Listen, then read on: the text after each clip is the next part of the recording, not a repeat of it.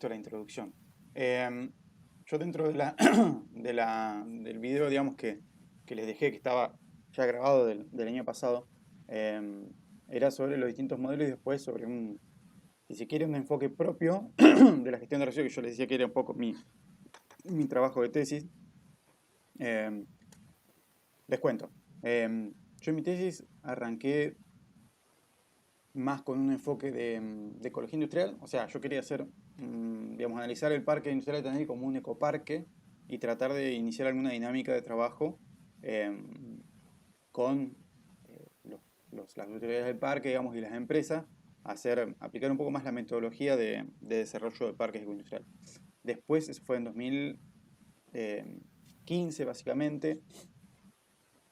En 2016, o sea, yo primero hice más un desarrollo teórico y después, cuando quise arrancar, al primero me dijeron que sí, después empezó más la crisis, digamos, empezaron a haber muchos despidos, digamos, la crisis más industrial, empezaron a haber muchos despidos y la entrada del parque se cortó, digamos, estaba bloqueada la entrada al parque por trabajadores despedidos, en fin, un quilombo importante, y ahí como que las autoridades del parque medio que me dijeron que por ahí tenían otras prioridades y era súper entendible, ¿no? Todas las empresas también estaban como más complicadas. Entonces, justo ahí se había dado que nos habían llamado ahí del grupo de trabajo de investigación donde yo trabajaba, que era el CINEA, el Centro de Investigación y Estudios Ambientales de la Facultad de Ciencias Humanas de Candandil, para trabajar con un proyecto que buscaba organizar los cartoneros, algunos cartoneros que habían contactado acá en Tandil, a través de una ONG.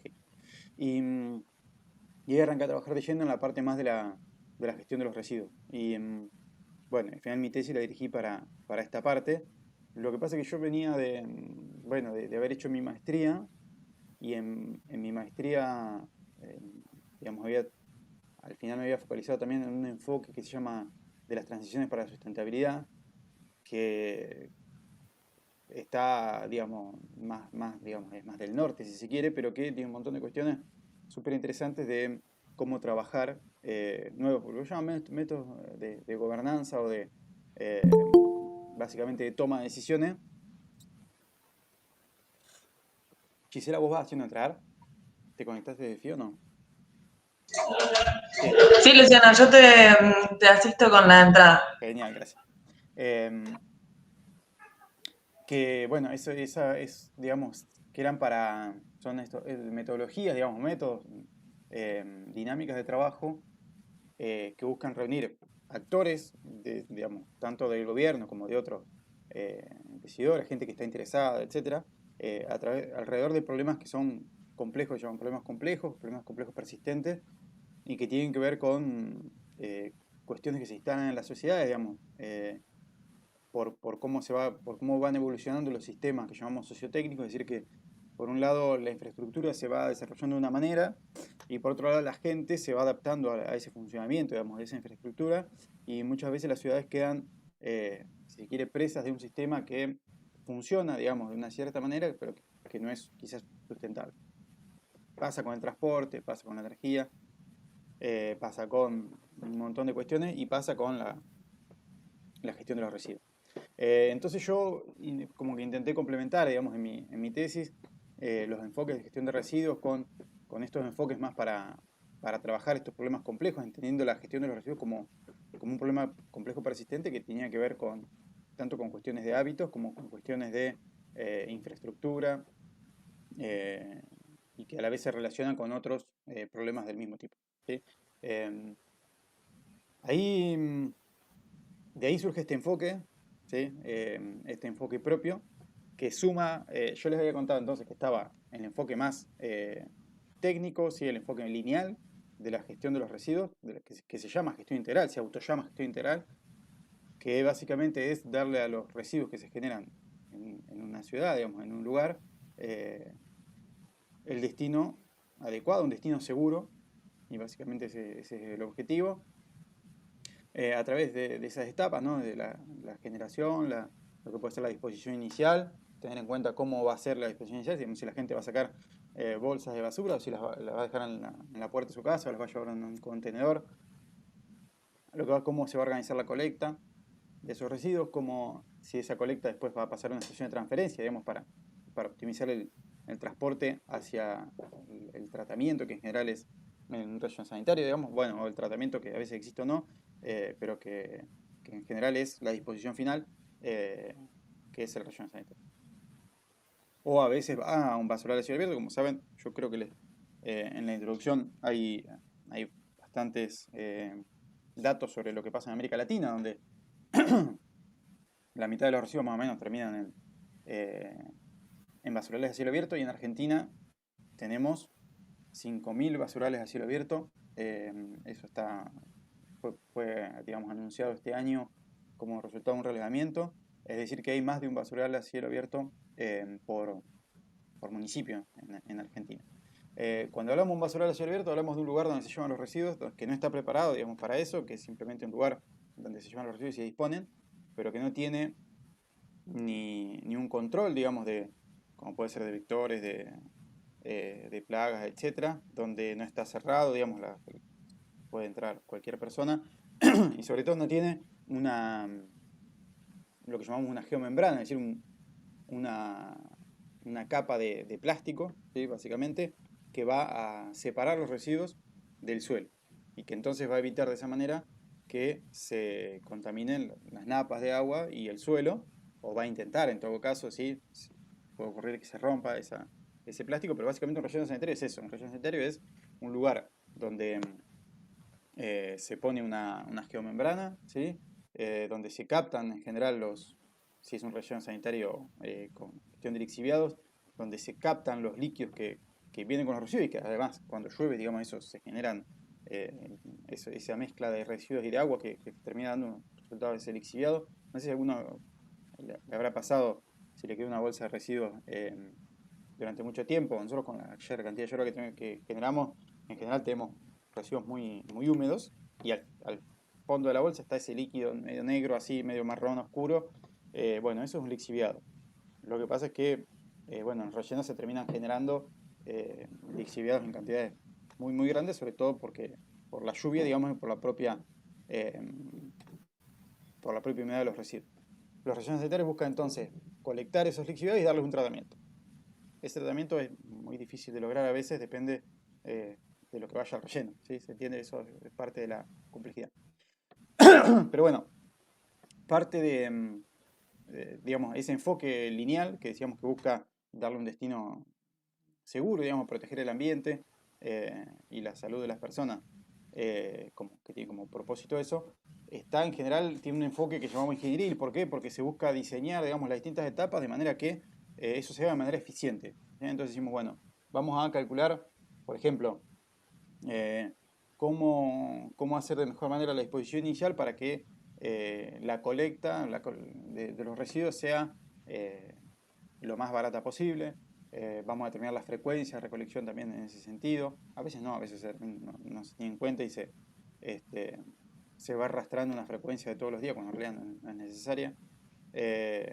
Y bueno, y así las distintas etapas. La gestión integrada, digamos, el enfoque de la gestión integrada y sustentable nace de trabajo en, digamos, distintas ONG internacionales en países en desarrollo, y por ahí hace más foco en estos dos aspectos, que son los aspectos de gestión y los aspectos técnicos. Es decir, sí, digamos, están los aspectos técnicos que tienen que ver con las distintas fases, ¿sí? Pero se toma como principio director las tres R, ¿no? Vamos a reducir, reusar y reciclar, y a la vez se tienen en cuenta otros aspectos que se llaman de gobernanza, ¿sí? De gestión de gobernanza, que tienen que ver con, primero, garantizar una sostenibilidad financiera, y eso tiene que ver con que muchas veces en los países en desarrollo se han tratado de trasladar, digamos, tecnología que se usa en otros países, sobre todo de Europa o de Estados Unidos, y se termina teniendo un sistema que, por ejemplo, es una planta de incineración, y se termina teniendo un sistema que es demasiado caro, no se puede sostener en el tiempo, entonces se abandona al cabo de unos años, y los resultados que tiene son peores que lo que había antes. Está el enfoque de la cuestión de la participación y la inclusión, o sea, la inclusividad de todos los actores, tanto los que son usuarios del sistema como también los que trabajan con los residuos.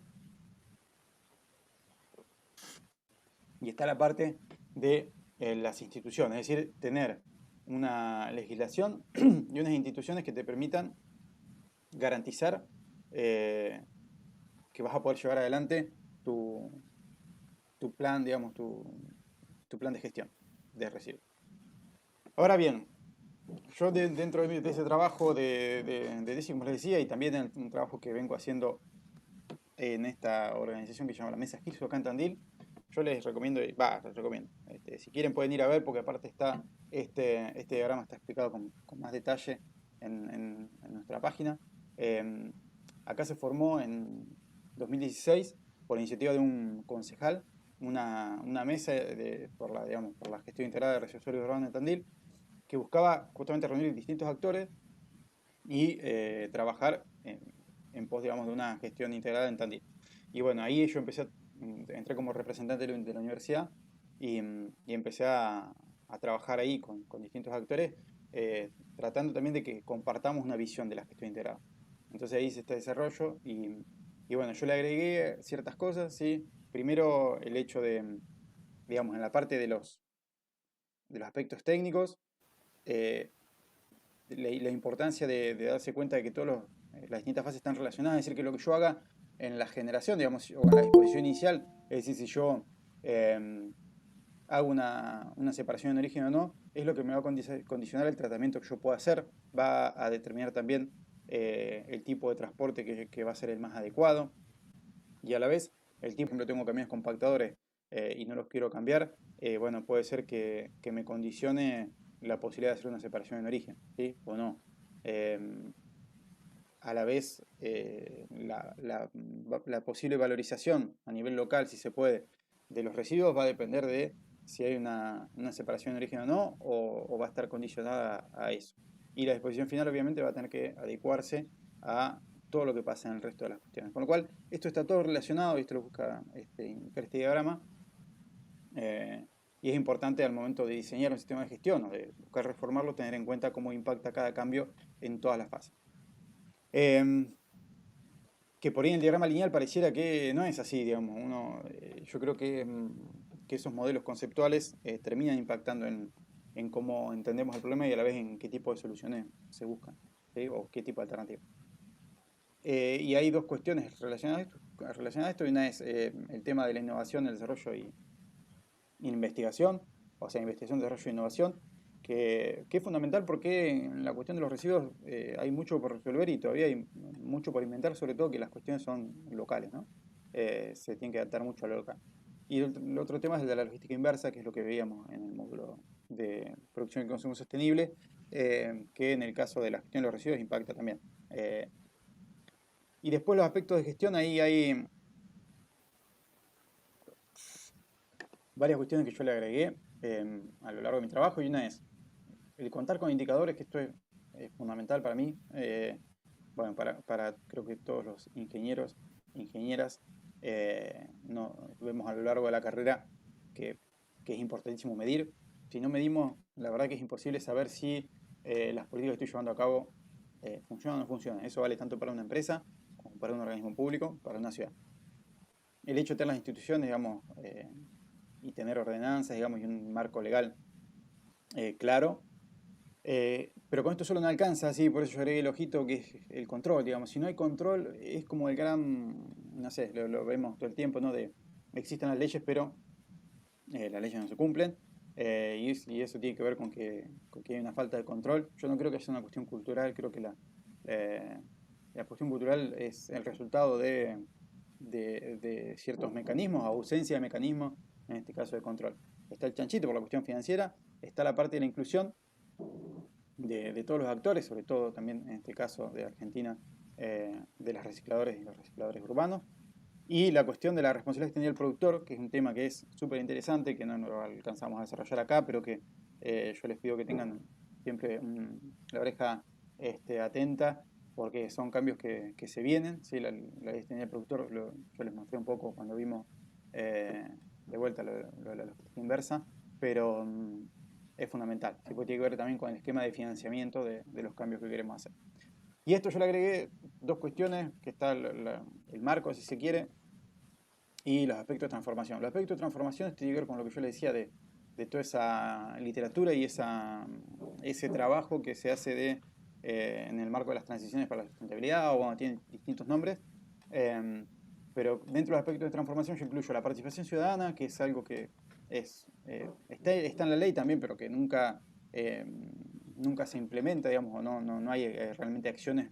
No, en todo caso yo no conozco acciones concretas y muy interesantes de participación ciudadana.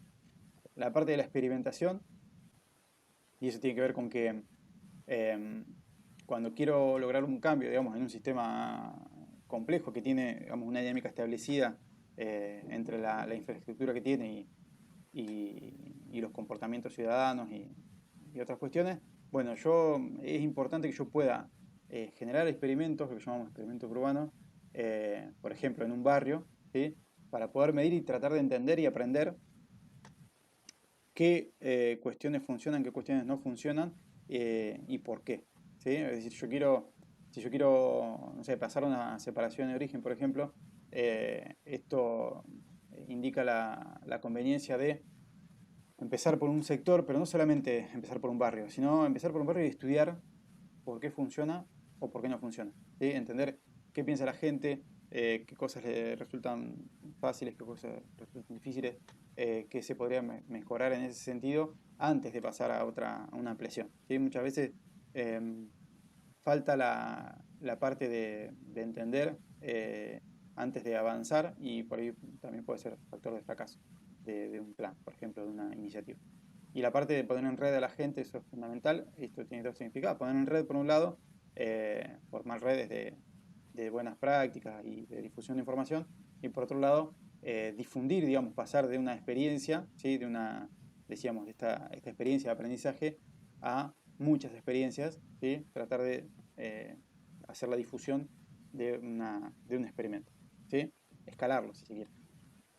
Bueno, eh, como les digo, es un tema que es de mi trabajo, de mi investigación, con lo cual podría hablar un montón de tiempo.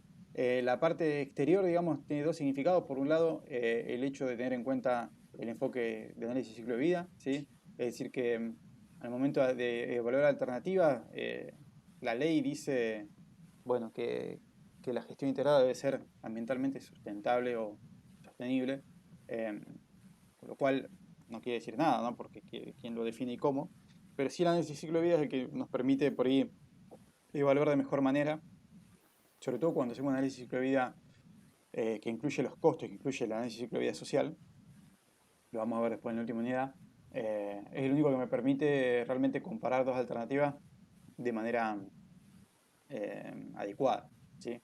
Es decir, yo no puedo comparar dos alternativas solamente en lo que respecta al tratamiento, porque después hay que ver cómo impactan el resto de las cuestiones, ¿sí? Yo digo, bueno, eh, no sé, hago un tratamiento que me permite recuperar un 10% más, pero a la vez me hace que el transporte se duplique, ¿sí? La cantidad de litros de combustible se duplique. Ahí el beneficio ambiental hay que evaluar si eh, se ve compensado o no, ¿sí? Entonces el análisis de ciclo de vida permite tener eso, una visión de toda la cadena, ¿no? Desde la extracción de los materiales hasta el fin de vida. Y por otro lado está la cuestión de lo que llamamos la rueda de Deming, digamos, en la parte de gestión de calidad, que es planear, hacer, verificar y actuar. Eso es para mí fundamental. Tiene que formar parte de cualquier política, digamos, ¿no? Pero en el caso de la GIRSU es una gestión, ¿no? Se llama gestión integrada de recursos urbanos, pero ante todo es gestión. Y en la gestión hay cuestiones que son fundamentales y una de esas es esto, ¿no? Planear, hacer, verificar y actuar. Por eso tiene que ver estos indicadores acá, por eso tiene que estar este control acá, ¿sí? Necesitamos hacer un seguimiento continuo y por eso es importante que esta gestión integrada se haga de manera continua, digamos, y que encuentre un lugar dentro de esas instituciones que hay que desarrollar, bueno, que haya un lugar permanente de planificación y evaluación de lo que se lleva a cabo. Y por último, la importancia de arrancar con buena información local y con una buena línea de base, y esto hace a que la gestión integrada cambia mucho de lugar en lugar y que, por ejemplo, va a haber un lugar en el cual la colecta, digamos, va a ser más adecuada si se hace, no sé, le digo un ejemplo que conozco, Ginebra, 40% de los residuos se colectan y se transportan, digamos, más que nada a través de los ríos que tiene la ciudad. ¿Sí? ¿Por qué? Y porque la planta incineradora está a la vera de un río y a la vez eso permite que se optimicen los costos de transporte. Tiene que ver realmente con una cuestión puramente local y pasa en otros lugares igual. Bien. Em, cerrado este capítulo, ¿alguna pregunta con respecto al diagrama, a lo que vieron, a lo que les parece? Eh, Hola, señor, buen día, que nos salude. ¿Qué tal? Sí, yo capaz que tengo una consulta. Sí.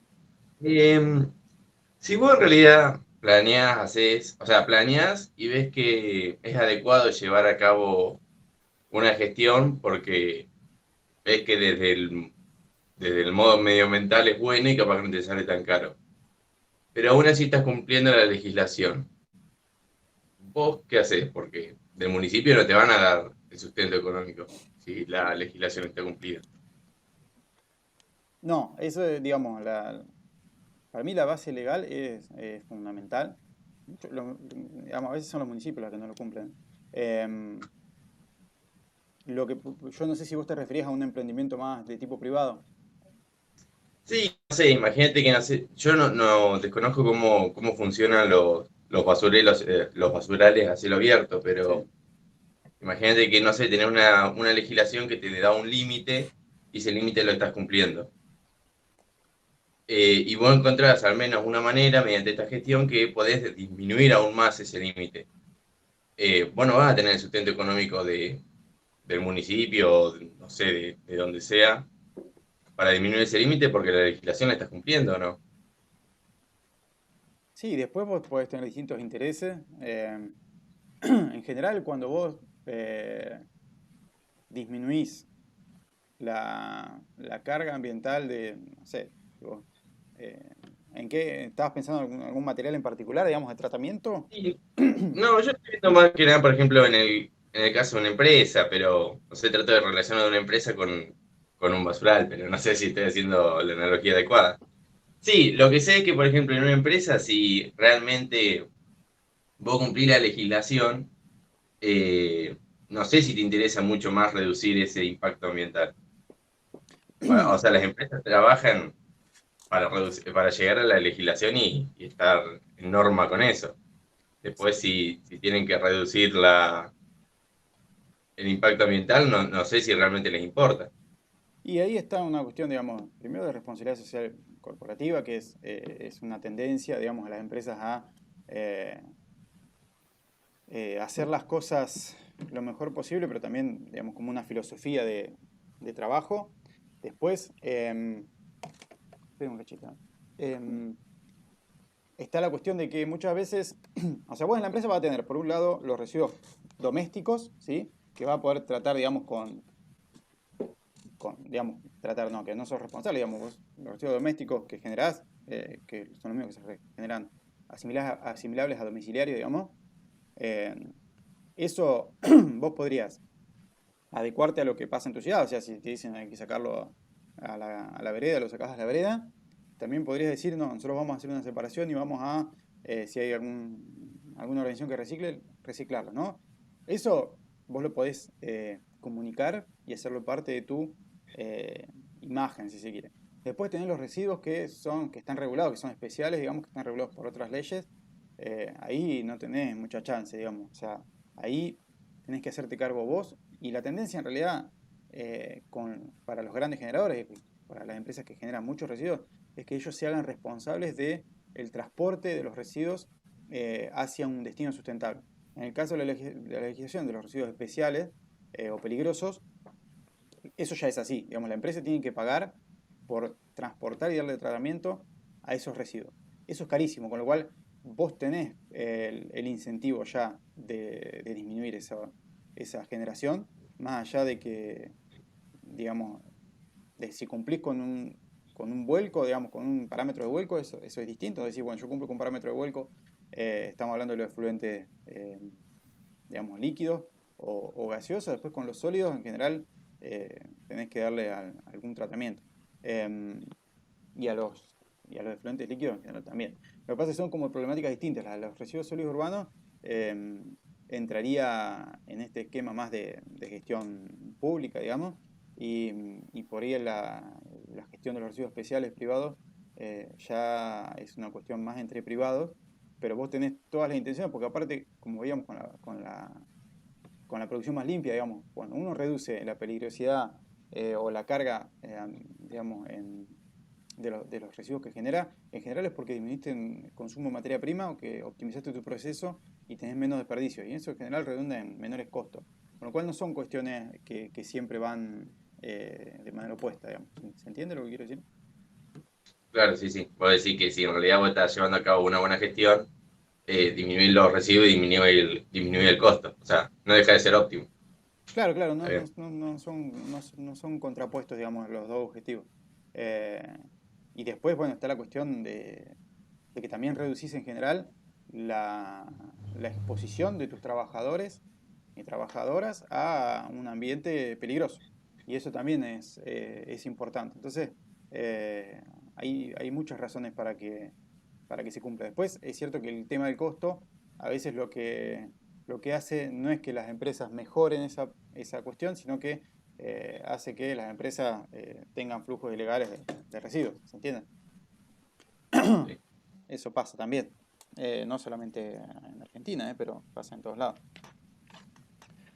Bueno, gracias igual por la pregunta. Creo que está bueno por ahí aclarar eso, la diferencia entre los residuos que llamamos domiciliarios, que a la vez contienen residuos peligrosos. O sea, el tema de los domiciliarios es que incluyen residuos que, eh, por ejemplo, los residuos electrónicos. Hoy en día cualquier hogar genera residuos digamos, como de un celular, que si van al relleno sanitario generan muchos problemas porque tienen distintos tipos de metales que, que eso, imagínense que eso llueve, está en un medio muy húmedo y esos lixiviados empiezan a incorporar con el tiempo distintos tipos de metales y a la vez todo se combina en ese lixiviado, con lo cual, no sé, acá en Tandil la planta de tratamiento de lixiviados no funciona, desde hace años que no da un tratamiento que permita hacer un vuelco.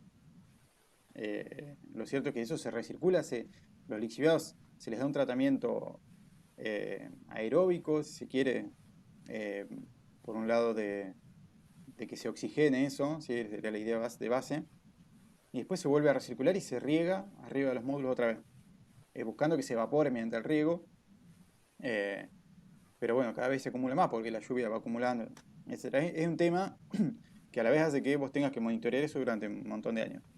Eh, con lo cual incluso digamos, la tecnología de relleno sanitario, digamos que es dentro de todo lo que mejor tuvimos durante mucho tiempo, dentro de esta idea de darle una exposición segura a los residuos.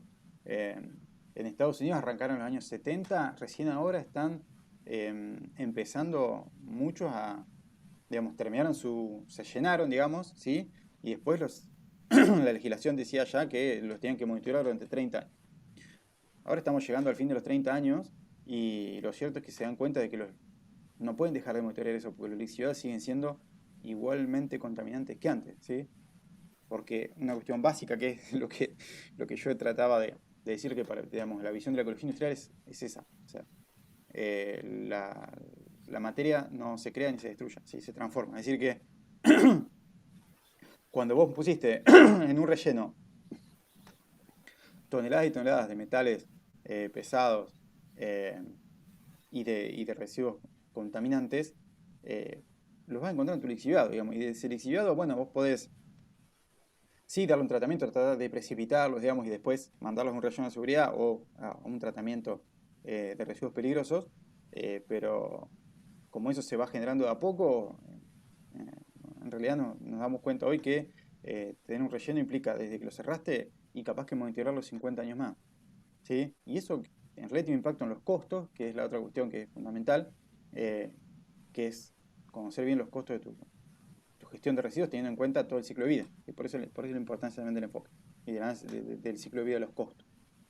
¿Se entiende? Es una cuestión que es recontra compleja, porque lo que parece a primera vista, digamos, la mejor solución, digamos, acá en Tandil tenemos un relleno hace 20 años y estamos recontentos.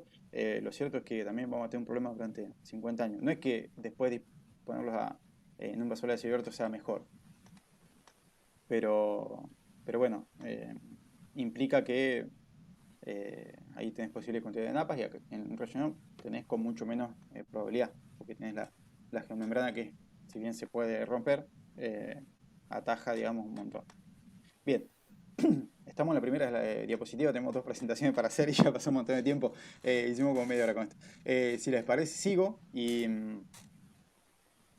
bueno, después podemos, voy a tratar de pasar más rápido algunas cuestiones y después si quieren podemos retomar. ¿Sí? Bueno, esta era, digamos, tiene que ver con el reciclaje inclusivo, esta presentación de esta parte del módulo. Yo les quería recordar, si se acuerdan, lo que pasaba en París. ¿Por qué? Porque lo que pasó después de París, digamos, después de, esto es 1928, después empieza a ganar lugar la visión más higienista, ¿sí?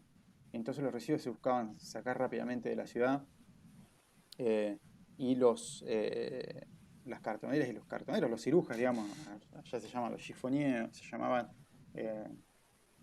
los chiffoniers, empezaron también a verse de alguna manera impedidos de hacer su trabajo, ¿sí? Eso era antes, y esto es de 1948. ¿Por qué? Porque allá hubo una, para dar una idea, ¿no? En el 47 una legislación nueva buscaba prohibir el trabajo de cartonero, ¿no? De cartonera, de chiffonier. Y resulta que se arma tal protesta, digamos, porque se dan cuenta de que había 8.000 talleres, o sea, 8.000 pequeños productores, digamos, y que trabajaban con los residuos que juntaban ellos, ¿sí?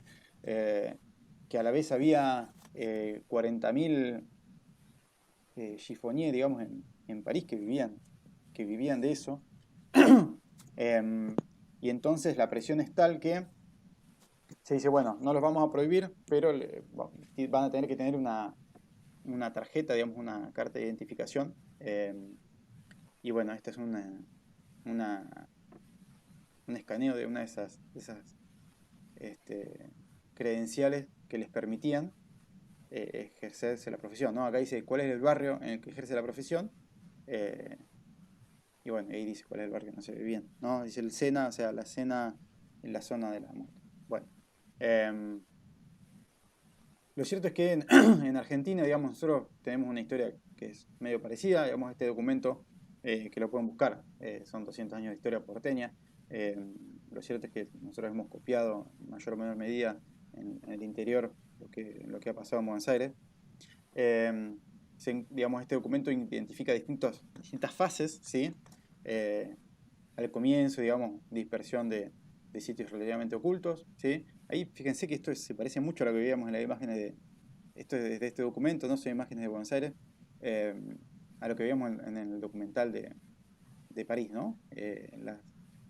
Se disponía en latas, ¿sí? O en recipientes de metal.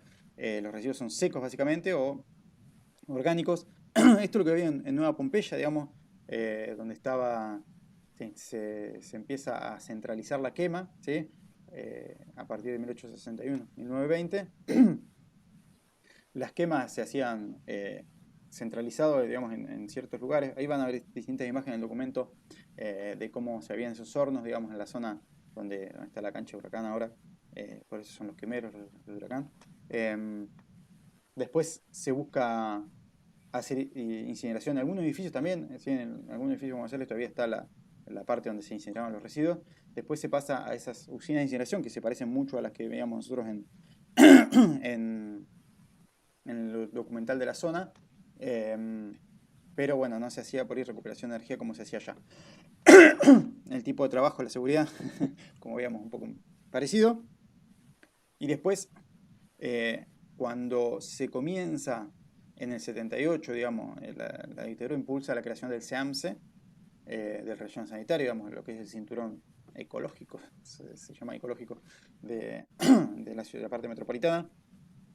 Em, Se prohíbe esto es primero, se prohíbe el cirujeo en 1925 cuando empiezan las plantas de incineración, que es algo que ocurre en general, y después, porque eso seguía, digamos, se dan cuenta de que no lo podían prohibir y que se los deja, digamos, de alguna manera clasificar los residuos y incorporan a los cartoneros, a los cirujas, digamos, en las usinas de incineración, que eso es algo que se repite, digamos, muchas veces en los proyectos de incineración en países en desarrollo se busca eso, ¿no? Decir, bueno, vamos a incluirlo, pero vamos a ponerlo a trabajar en la planta, los que quieran. Y después, como le decía, en el 79 empieza el SEAMSE y el relleno sanitario, se prohíbe el cirujeo antes de llevar adelante esto de vuelta, y lo cierto es que después de eso el cirujeo está prohibido, digamos, se sigue realizando, sobre todo en la década del 90 aumenta mucho la cantidad de gente que cirujea, digamos, que cartonea, y ahí después del estallido de 2001 eso es una cuestión que cambia completamente todo, ¿sí? En 2001, y esto es lo que pasa muchas veces con la gente que recupera residuos, termina siendo una actividad de subsistencia, ¿sí? Gente que se quedó sin trabajo y que empieza a juntar cartón, principalmente, para venderlo en galpones que compran esos materiales y se lo venden a la industria. En Argentina hoy, no sé si alguna habrá escuchado hablar de lo que es la economía popular. ¿Alguno lo escuchó en algún momento? No.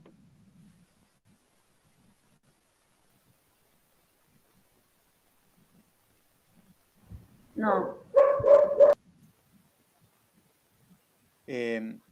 La economía popular es hoy un movimiento reconocido, digamos, a nivel ministerial. Digamos que está relacionado con justamente la explosión de los cartoneros en 2001. En Buenos Aires, digamos, si alguno quiere buscar, hay un documental sobre el tren blanco que, digamos, aumenta tanto la cantidad de gente que cartonea, que va a la ciudad a cartonear, en realidad va desde el Gran Buenos Aires, digamos, a cartonear, a veces vende en el día, a veces vuelve a su casa para clasificar y después vende, que habían habilitado una línea del tren Sarmiento, creo que era, que eran los vagones viejos, digamos, ya medio de descarte, que le habían sacado todos los asientos porque los habían dejado para la gente que iba con los carros. Entonces la gente iba con los carros, se subía al tren blanco y cartoneaba, digamos, durante el día. A veces vendía y volvía, a veces volvía con los materiales y los clasificaba en su casa. Y bueno, en un momento quisieron sacar el tren blanco. Fue en ese momento que empieza también mucha persecución policial a las cartoneras y los cartoneros en la ciudad, pero al mismo tiempo había asambleas ciudadanas en la ciudad de Buenos Aires, por la crisis misma, 2002 por ahí. Esas asambleas ciudadanas se empezaron a organizar para defender a los cartoneros que los veían trabajando, digamos, los veían y veían cómo la policía los perseguía, les pegaba. Y bueno, de esa mezcla de movimientos que ahí, digamos, uno de esos líderes fue Juan Grabois, digamos, que hoy en día es dirigente de lo que llamamos la economía popular, que, bueno, ellos se empezaron a organizar y forman lo que llamamos el movimiento de trabajadores excluidos. ¿Sí? Capaz que escucharon hablar, el MTE es el movimiento de trabajadores excluidos, que arrancó con la parte de la rama cartonera, si se quiere, pero después se fue consolidando, ¿sí? esa organización. Ellos, cuando la ciudad de Buenos Aires, digamos, ellos empiezan a organizarse junto con también gente de la academia y gente de legisladores, digamos, que defendieron el trabajo de los cartoneros. Bueno, primero lograron que ese decreto que prohibía el cirujeo sea dado de baja, digamos, creo que fines de 2002, y después se empieza a debatir la ley de basura cero en Buenos Aires y ellos se empiezan a organizar porque esa ley aparece como, al principio parecía que estaba ya Mauricio Macri, me parece como jefe de la ciudad, y buscaba autorizar la incineración de residuos. La incineración de residuos en general entra en competencia con el trabajo de los cartoneros y eso es porque los materiales que más poder calorífico tienen son el plástico, el papel, el cartón, ¿sí? Entonces, en general la incineración necesita, sobre todo en países que tienen muchos residuos orgánicos como los nuestros, de los materiales que tienen poder calórico para poder hacer una combustión que no sea tan cara, porque si no tenemos que agregarle mucho combustible. Bueno, y si todavía queremos producir energía con eso, mucho más. Ahora bien, en ese debate de esa ley, ellos se organizan, logran que se prohíba la incineración, ¿sí? En esa ley, y a partir de ahí empiezan también a organizarse con otros sectores de lo que se conceptualiza a partir de ahí como la economía popular, que sería todas las personas que se inventaron su propio trabajo como una actividad de subsistencia, gente que se armó un carro, digamos, con una carcasa, una heladera o con lo que sea, o agarró un bolsón y empezó a juntar materiales. Pero eso también incluye los pequeños agricultores, digamos, gente que empezó a cultivar porque tenía, o que podía alquilar, porque bueno, venía de familia, digamos, que sabían hacer agricultura, para vender, para subsistir, gente que empezó a cortar el pasto, digamos, gente que hizo de mandadero porque tenía una moto y empezó a... Bueno, eso, la economía popular es un campo en discusión, sí, pero es básicamente eso, gente que se creó su propio trabajo, que no tiene patrón, pero que tampoco tiene derechos laborales, básicamente, o no tenía ningún derecho laboral. Que a la vez son 4 millones de personas, o sea, es prácticamente la mitad de los trabajadores activos en Argentina, con lo cual es enorme y en realidad pasa en todo el sur global, o sea, en todos los países del sur, es así, digamos, los cartoneros son gente que trabaja de esa manera. En 2011 se crea la CETEP, que es la Confederación de Trabajadores de la Economía Popular, que es esto, ¿no? que reúne distintas ramas de esto que llamamos la economía popular, y empiezan a pelear por un reconocimiento. En 2016 tienen el Ministerio, digamos, de Trabajo los reconoce como un sindicato, ¿sí? Y a la CETEP, ¿no? La Confederación de Trabajadores de la Economía Popular, y se dicta en 2016 lo que es la Ley de Emergencia Social, no sé si ustedes se acuerdan. En noviembre hubo protestas muy grandes en Buenos Aires y se aprueba en diciembre la Ley de Emergencia Social que dentro de las cosas que tenía incluyó una que fue muy importante, que es el salario social complementario para trabajadores de la economía popular. Es decir, la ley dice vamos a hacer un registro de todos estos trabajadores de la economía popular y se les va a dar un salario social complementario que es la mitad del salario mínimo como compensación por los derechos que no tienen, digamos, de vacaciones, de seguro médico, etcétera, etcétera, etcétera, así, digamos, asignaciones, en fin. Con lo cual, eso fue algo que impactó muchísimo también el trabajo cartonero. Esto, bueno, pueden buscar, también el MT es el que forma, digamos, impulsa la Federación Argentina de Cartoneros, Carreros y Recicladores, y que van a luchar, digamos, en distintos lugares de Argentina por mejorar las condiciones de trabajo de los cartoneros. Perdón, en Olavarría, si hay chicos de acá de Olavarría, está la cooperativa Viento en Contra, Sí. que trabaja con el MTE, que es una cooperativa de recicladores bastante grande acá. Sí, gracias. Acá tenemos la cooperativa de trabajadores urbanos, de recuperadores urbanos de Tandil, que se formó también, bueno, yo les decía que habíamos acompañado ese proceso con el proyecto que arranqué con mi tesis, o sea, yo lo trabajé en mi tesis. Y bueno, y uno de mis artículos es eso, ¿no? Cómo impactó esto, ¿no?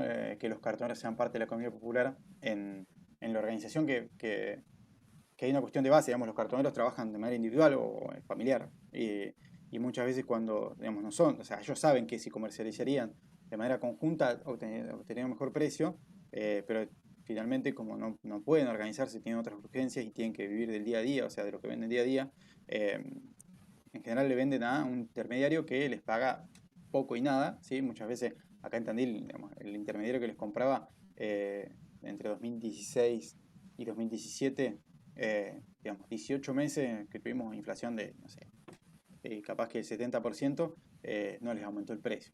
A ese nivel de aprovechamiento, digamos, y de dificultades son las que viven, ¿no? Y después, ahora el caso de la cooperativa Tandil, se forma, cuando sale salario social complementario, ellos tienen algo que ofrecerle a los cartoneros para unirse a la cooperativa, para romper la primera inercia, que es lograr una primera venta, porque después el tema es poder pagarles de manera seguida. Lo que pasa es que para poder hacer una venta, digamos que se hace a Buenos Aires en general o a una fábrica que puede estar, por ejemplo, Coronel Suárez, se necesita copiar durante un tiempo, ¿sí? Pero durante el tiempo del acopio no se vende, y si no se vende no hay plata, y si no hay plata ellos no pueden vivir. Entonces, bueno, romper esa inercia financiera también es parte del proceso, y acá en Tandil, bueno, es un tema importante. Y la federación lo que ayuda es a eso, ¿sí? Y a lograr una venta colectiva, ¿sí? Se vende mucho a través de, muchos de los materiales se venden a través de una cooperativa más grande, digamos, que está en Buenos Aires, y entonces logran precios que bueno, son muchas veces realmente casi el doble de lo que les paga un intermediario. Y eso les cambia muchísimo, obviamente, la vida, ¿sí? Y después, bueno, hay un montón de otras cuestiones que se buscan reconocer. Pero esto es central, digamos, acá en Argentina. Bien, en Argentina y América Latina en general lo que sucede es que está correlacionada, digamos, el nivel de pobreza y de indigencia con la cantidad de recuperadores. Eso es así. También con la tasa de desempleo, ¿sí? La cantidad, en las crisis en general aumenta la cantidad de recicladores y recicladoras. Y se da esto, que es lo que decíamos recién, ¿no? Que se da en todo el sur global, que es los recicladores son como la base de la pirámide, que le vendan a los intermediarios, que le vendan a algunos que procesan, ¿sí? Es decir, que van a tomar el plástico y lo van a transformar en peles de plástico para la industria, y la industria que va a, digamos, donde la formalidad va aumentando acá, ¿sí? Y la pirámide de las ganancias de reciclaje es invertida, es decir, que los que más ganan con estos materiales que se recuperan son las industrias, ¿sí? Que compran los procesadores, materia que pueden incorporar a su proceso, mezclarlo quizás con materia prima virgen o no, y que pagan mucho menos que la materia prima virgen. Y así los que menos se benefician de este trabajo son los recicladores, muchas veces porque no pueden trabajar de manera organizada. Eso, bueno, ahí en América Latina la cantidad de trabajadores por cada 10.000 habitantes, en Argentina se calcula que hay unos 200.000, lo que pasa es que es muchas veces difícil de medir, porque aparte cambia mucho. Hay gente que cartonea, pero también tiene otro trabajo, y que cuando, digamos, no sé, está la cosecha de papa, bueno, va a dejar de cartonear y va a ir a hacer ese trabajo, y después va a volver. A veces también es difícil de medir porque se trabaja, como yo le decía, en familia, digamos, gente que hay algunos que salen a la calle, digamos, a recuperar, o van a los negocios, y después hay otros que clasifican la casa, ¿no? Y bueno, eso también parte de la dificultad de poder tener estos números, ¿no? Pero bueno, es una porción importante. Y el concepto de reciclaje inclusivo, que es importante que yo se los quería dejar, de América Latina puntualmente, donde se define el reciclaje inclusivo como esto, ¿no? Sistema de gestión de residuos que priorizan no la disposición segura, sino la recuperación y el reciclaje, reconociendo y formalizando el papel de y las recicladoras como actores claves. Y ahí adopta, ¿no?, esta parte, ¿no?, de las normativas y políticas públicas, o sea, que esté esa parte institucional, programas y acciones de los sectores públicos y privados. Y ahí se completa la definición con esta parte, es decir, el reciclaje inclusivo sería este nuevo paradigma que, aparte de las 3R que conocemos, incorpora esas otras 3R socioeconómicas, que son la recolección diferenciada de residuos, y esto tiene que ver con que el trabajo a realizar, digamos, es mucho menos digno si yo tengo que estar separando residuos orgánicos de residuos húmedos. Los materiales que yo obtengo son de menor calidad y tienen menor precio, y por otro lado tenemos más peligros. Entonces, recolección diferenciada de residuos, reconocimiento del rol de los recicladores y remuneración por el servicio que prestan, que esto es otra de las peleas que da la organización de los recuperadores, y es que cada tonelada en realidad que no va al relleno sanitario es una tonelada que se ahorra el municipio de transportar y de disponer, ¿sí?, que son costos que son muy altos para los municipios. Entonces, reconocer eso, y reconocer que también viene de un servicio decíamos, ¿no?, de limpieza y a la vez de un servicio ambiental, es algo que es parte de esta lucha. En distintos países de América Latina esto tiene distintas realidades. En Colombia, digamos, ese reconocimiento por ese servicio se da en muchas ciudades. Después, en Brasil hay una ley del 2010 que incorpora a los recicladores como parte de un esquema de logística inversa y que está relacionado con la responsabilidad extendida del productor, pero en este caso ellos tienen la responsabilidad compartida entre productor y consumidor. En fin, digamos que en América Latina hay distintas realidades, pero este sería el concepto de reciclaje inclusivo que uno podría aplicar a todos los países de América Latina, y si lo que se busca básicamente es esto, ¿no? Con especificidades locales. Y después a nivel mundial hay un montón de otras cosas. Yo le decía, uno puede tomar, yo tomé estas imágenes para una presentación que hice, uno puede buscar en China, Bangladesh, Sudáfrica, Indonesia, Vietnam, bueno, ahí tienen imágenes de Marruecos, después cualquiera de los países de América Latina, siempre es lo mismo, digamos, gente que va o a los rellenos o a los basurales, ¿sí? Yo les había mostrado las imágenes de cuando hablamos de los peligros del trabajo cartonero, yo les mostraba las imágenes de Indonesia, que son bastante impresionantes, pero en sí pasa en todos lados. Y hay gente que se fabrica sus propios instrumentos de trabajo, ¿no? En general, agarran la bicicleta y le agregan un carro o modifican un carro de supermercado como este, ¿sí? Y se lo llevan para ponerle un bolsón arriba, o tienen tracción a sangre. En fin, gente que se crea sus propios medios de trabajo, que la fuerza, digamos, laboral, o sea, su propio cuerpo es la herramienta principal de trabajo. Y que, bueno, comparten, digamos, en todo el sur global muchas características. A la vez, los estudios muestran que en las ciudades, en muchas ciudades de países en desarrollo, logran recuperar una cantidad de residuos que está muchas veces a la par de lo que logran recuperar países desarrollados con tecnologías de otro tipo, ¿no? Yo les agregué un par acá en Tandil. Esto es de lo que se recupera en Tandil, es distinto, de lo que se recupera, cuánto recuperan los recuperadores. ¿Sí? En general, los recuperadores son los que más recuperan. Eso tiene distintos beneficios, ¿sí? Esto se ve mucho en el caso del COVID, digamos, de la crisis del COVID, de la pandemia, porque fueron trabajadores esenciales, porque los materiales que ellos recuperaban eran fundamentales para crear cajas para alimentos y para medicamentos, ¿sí? Y decíamos, ¿no? Por generación de empleo, porque no solamente ellos, sino hacia toda la cadena de reciclaje, alargar la vida útil de los rellenos sanitarios, disminuir los costos de transportar y de tratar. Y a la vez, hay muchos estudios que muestran que el reciclaje a través de los recicladores informales genera mucho menos digamos, impactos, ¿sí? O reduce mucho más las emisiones de dióxido de carbono que con otras tecnologías como pueden ser las plantas de separación en destino, de tipo separación mecánico-biológica, por ejemplo, en fin, otras tecnologías.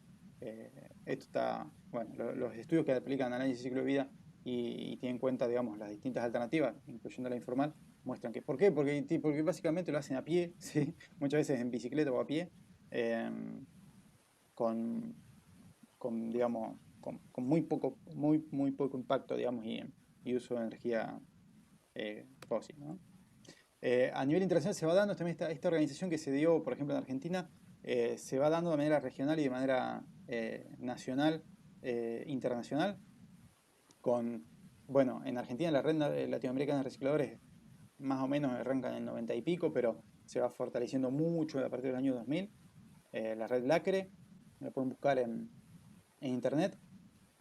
Ahora está la Iniciativa Regional para el Reciclaje Inclusivo, que bueno, es muy activa también en América Latina. Después a nivel nacional, cada una, digamos, está la Federación Nacional de Recicladores del Perú, en Chile, en Argentina, como decíamos, en India, no, esta es en Venezuela, perdón, esta es la de India, esto es en Brasil, esto es en Colombia y esto es en Ecuador. Y a la vez, decíamos, se organiza en la red latinoamericana y está hoy en día la Alianza Global de Recicladores, que, bueno, busca justamente visibilizar el trabajo que hacen y pelear a nivel internacional porque se los incluya en las tomas de decisiones. Estos son, bueno, los países que tienen organización nacional y que forman parte de la Alianza Global. Mucho en el sur, muy presente América Latina, muy presente Argentina. Bueno, esto podríamos hablar muchísimo. Yo estoy haciendo un curso de, de gestión integrada e inclusiva de residuos sólidos urbanos que dan la UBA, la Facultad de Ingeniería de la UBA, eh, que la verdad que es excelente, porque hay un montón de aspectos a tener en cuenta. Y bueno, y el tema de los conflictos es otro, ¿no? El Atlas de Justicia Ambiental de la Universidad de Barcelona mapeaba siempre conflictos relacionados con minería, digamos, con plantas nucleares, etcétera, ¿no? Este Atlas mapeaba eso y hace poco incorporó la nueva categoría que es de los residuos sólidos urbanos, digamos, de tratamiento de residuos, y básicamente en lo que hace a los recicladores de base y cómo en general tiene que ver con proyectos en los cuales se busca incinerar residuos, como yo le decía, que entra en competición directa con el trabajo que realizan ellos, más allá de que muchas veces se lo va a presentar de otra manera. Por eso cuando hablamos muchas veces de el tema de la... nosotros vimos el tema de la planta de cemento, ¿sí? Que la planta de cemento puede coprocesar un montón de residuos que forman parte de los residuos sólidos urbanos. Eh, Ahí está el tema del trabajo de los recuperadores y las recuperadoras. Y bueno, y ahí no es tan obvio, digamos, cómo se tiene que llevar adelante, con qué tipo de residuos y con qué tipo de residuos no. ¿Sí? Y siempre va a ser un tema de conflicto, por eso es bastante delicado. No sé cuáles son los proyectos que tiene el Giro en Olavarría, digamos, el programa de gestión integrada de residuos de Olavarría. Sé que en algún momento se había hablado de aprovechar que están las cementeras, pero bueno, como les decía, es un tema de conflicto de cajón, eh, y es necesario trabajarlo digamos, de manera con mucho cuidado, digamos, y teniendo en cuenta a todos los actores, porque, bueno, por esto que les comentaba. Bien, a la vez el rol de los recuperadores es cada vez más reconocido. Estas son unas de las guías, digamos, los principios guía de ISO, digamos, que la conocen a la ISO, no, las normas ISO, me imagino que ya habrán visto alguna vez. Eh, la organización de estandarización, que, que esta guía, digamos, que es para la recuperación de materiales secundarios, o sea, metales eh, que surgen de los residuos, digamos, que se recuperan a partir de los residuos, reconoce que el sector informal es el que, digamos, recicla más del 90% de todos los residuos electrónicos que se generan, o sea, que se recuperan, ¿sí? Con lo cual, se los tiene en cuenta dentro de estas guías como un actor fundamental, ¿sí? Eso es algo nuevo. Después, bueno, hay un montón de desafíos relacionados a la inclusión de los recuperadores.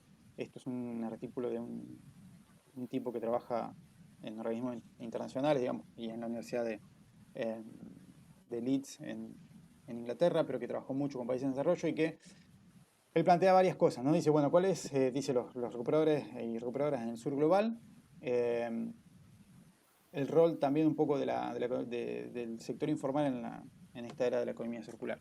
Y plantea varias cosas, ¿no? Como esos desafíos. Primero que las ciudades van a crecer, o sea, las ciudades crecen, hay un montón de ciudades que crecen de manera acelerada y la urbanización se acelera, con lo cual, sobre todo en África y en Asia, y eso hace que van a aumentar la cantidad de cartoneros y cartoneras, eso es así. Cada vez que la urbanización crece de manera acelerada, en general hay un cordón, digamos, que se forma de gente que pasa digamos, de la vida rural a la vida urbana y que termina cartoneando.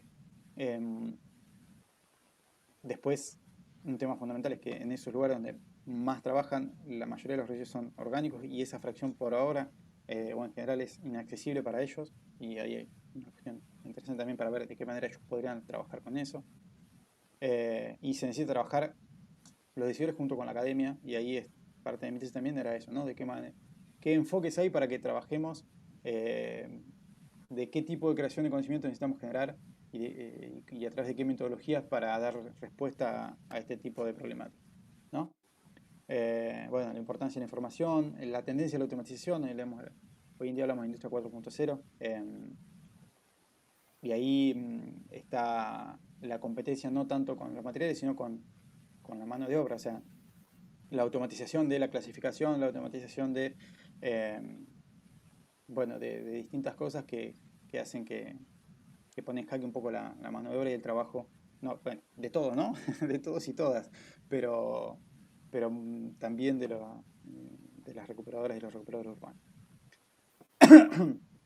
Bueno, eh, digamos, en Brasil, por ejemplo, que tiene esta ley, digamos, y un montón de experiencia también y de iniciativas, lo cierto es que se calcula que más o menos 10-15% de los recuperadores y recuperadoras trabajan de forma organizada, el resto por ahí les vende materiales a las cooperativas, pero si no, muchos siguen vendiéndole a intermediarios porque es difícil lograr que se organicen, porque también depende mucho de los vaivenes políticos que en nuestra región son muy periódicos. La importancia de la responsabilidad extendida y también el hecho de que no hay que idealizar, porque si bien podemos estar de acuerdo que cumple un rol muy importante en general, y que lo cierto es que muchos, digamos, hay un trabajo que lo hacen con mucha dignidad y de manera correcta, existen también actividades criminales, existe también trabajo infantil, la falta de seguridad en el trabajo, que a veces se quiere mejorar y no se puede por, digamos, como pasa en cualquier empresa también, ¿no? Porque no se quiere incorporar los elementos de protección personal, etcétera, ¿sí? Y ahí solamente dejar algunas cifras, esto es de un trabajo de 2004, ¿sí? Es viejo, pero es el único que encontré, es sobre trabajo infantil en el cartoneo, y fíjense que si bien en la ciudad de Buenos Aires en ese momento la mitad eran adultos, ¿sí? Después la proporción de niños era poca, era baja, baja no existe en este contexto, pero eh, era relativamente menor al 15% de los menores de 14 años. Fíjense lo que pasaba en Posadas. En Posadas la gran mayoría de los que recuperaban residuos eran niñas y niños, ¿no? Y eso a veces sigue pasando, sobre todo que los padres cuando salen a carretera no quieren dejarlos en su casa porque no los pueden dejar solos o porque es un barrio en el cual no pueden dejar solos a los nenes, entonces los llevan con ellos, los chicos no van a la escuela y bueno, es una problemática interesante, difícil bueno, compleja. Yo acá les dejé Juanito Laguna, si alguno lo quiere buscar. Juanito Laguna es un personaje de Antonio Berni, un artista argentino muy, muy importante. Bueno, y bueno, era un nene que iba a recuperar residuos a los basurales. Juanito Laguna. Y después, bueno, algunos estudios también que muestran el tema de la cuestión del trabajo en las casas, el trabajo, la repartición de género, digamos, la división sexual del trabajo digamos, que está más invisibilizado todavía el trabajo de las mujeres en las casas, clasificando. Y bueno, hacia la problemática también es importante. Y el marco legal, como para cerrar, digamos, para que lo tengan presente, el artículo 41 que se incorpora en la reforma 94, que tiene que ver con el derecho de todos los ciudadanos, ya lo habrán escuchado, ¿no? A disfrutar de un ambiente sano, y que determina también que Nación debe dictar normas que contengan lo que llamamos presupuestos mínimos de protección ambiental, que son, si se quiere, umbrales de protección que son vigentes para toda la República Argentina, es decir, que no necesitan que una provincia o una ciudad los refrenden, digamos, los incorporen a través de una ordenanza propia o una ley propia, ¿sí? Son presupuestos mínimos para todo el territorio argentino. Esos son los presupuestos mínimos, ¿sí? Bueno, a partir de ahí está la Ley General del Ambiente, que dicta también una de las cuestiones que dicta es el principio de congruencia, es decir, que todas las legislaciones provinciales y municipales deben ser adecuadas a lo que fijan las leyes de presupuestos mínimos, o sea, no puede haber una ley que contradiga lo que dice la ley de presupuestos mínimos, ¿sí? Y distintos instrumentos, la participación ciudadana en general, ¿sí? Y después tenemos entonces la ley de presupuestos mínimos para la gestión integral de los residuos sólidos domiciliarios, que es la 25.916, que es esta que vale para todo el territorio, que ya incluía, digamos, en uno de sus artículos el hecho de que los planes de gestión o las políticas de gestión de residuos deberían fomentar las medidas que contemplen la integración de los circuitos informales de recolección de residuos. Y esto ya desde el 2004 está en la legislación, ¿sí? En el artículo 25. Y después la Constitución de Buenos Aires, bueno, retoma lo que decía el artículo 41 de la Nacional y después la ley provincial 13.592, que es de 2006, ya se toma como la normativa complementaria de esa ley de presupuestos mínimos y entre estas cuestiones dice que el aprovechamiento económico de los residuos es una de los principios, debe ser uno de los principios de las políticas de gestión de residuos, atendiendo especialmente a la situación de los trabajadores informales de la basura. Yo puse SIC porque en realidad no se dice basura, residuos, la basura es lo que no se puede recuperar. Y bien, y en cuanto a los planes de gestión, en el artículo 6 de esa misma ley dice: estos planes deberán contemplar la existencia de circuitos informales de recolección y recuperación con el fin de incorporarlo al sistema de gestión integral. Bueno, eso muchas veces no pasa, ¿sí? Y muchas veces se ha avanzado con planes de gestión que no los tenían en cuenta.